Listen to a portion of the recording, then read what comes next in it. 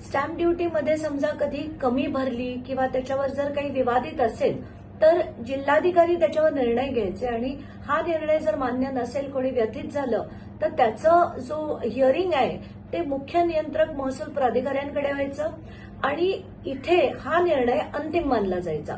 ह्याला जर चॅलेंज करायचं झालं तर ते हायकोर्टात जायला लागायचं.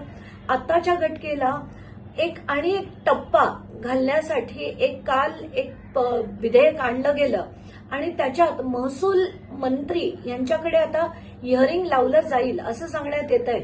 कुठेतरी एक शंकेची पाल मनात नक्कीच चुकचुकते की आत्ताच्याच घटकेला म्हणजे 5चं सगळं प्रकरण चालू असतानाच हे विधेयक का आणलं गेलं.